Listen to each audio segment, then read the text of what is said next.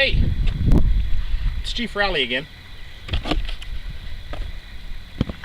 Snake education with a twist, the invasive species hunter. This is Invasion Nation. Let's talk about some of those intruders, some of those species here in Florida, for example.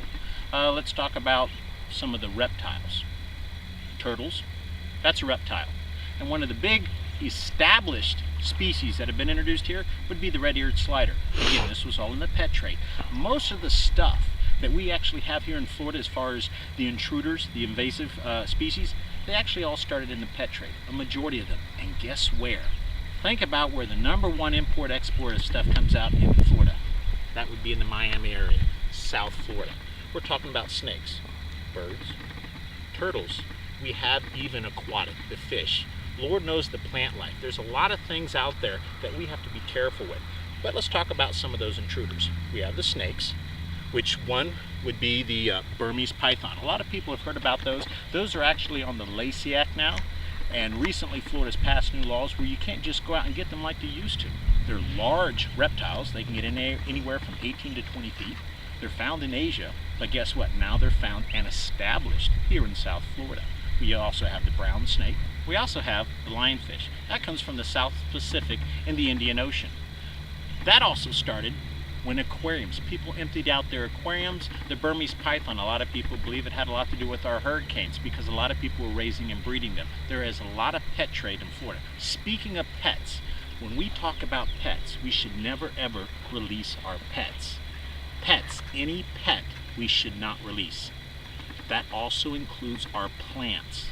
We have a tremendous amount of invasive plant life here in the United States that was introduced. We don't think much about it when we throw that plant out in the backyard or let our dog or cat loose, but it makes a difference. We should not be releasing our pets. We should not be introducing things into the wild that don't belong here. The other thing is a lot of our states are trying their best to do some type of a program to manage, to reduce, and even eradicate some of these species. For example, Florida has what we call Amnesty Day, where anybody in the state of Florida can bring in their reptiles, their unwanted pets, without questions, a lot which they shouldn't have in the first place. They can turn them over to these licensed organizations where they're set up, and these organizations will take them and either send them off to other places or put them in care of people that exactly know what they're doing with these things. But this is just one concept of what many states around the U.S. are trying to do to eradicate these invasions or try to put at least some type of control over it. As a reminder, these invasive species that have introduced themselves into our nation,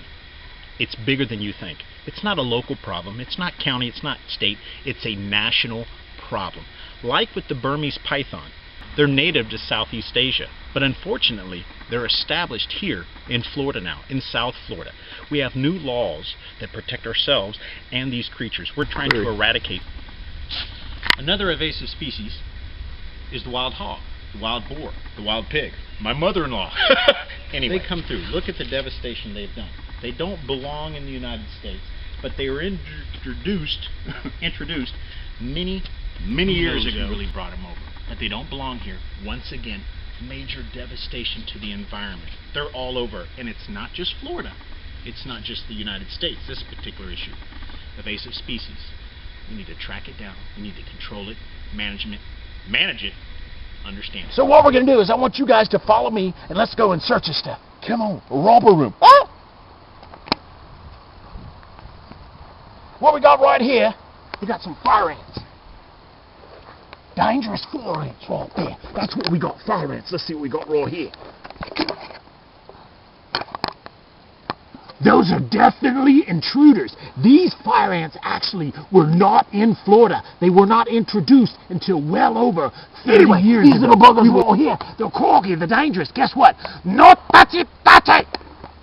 Ah, the little bugger, baby. Corky. Right, you can. What we have right now is the American alligator. There's about 5 or 6 babies over there right now up on the shoreline by the creek. Unfortunately, they are soaking up the sun out there, and that beautiful plant life covering what you cannot even see. Over my right shoulder, what you can't see is the waterway. We're down by a creek, but what it's covered with is water hyacinth. Beautiful to look at.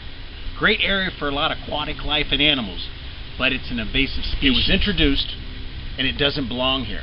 What it's doing right now is clogging our waterways. But it does a lot of damage as far as the waterways, the recreational areas that a lot of people like to enjoy. And it's not only in Florida. The number one invasive species outside of feral cats, in my personal opinion, is man. Litter, trash, destruction of our environment.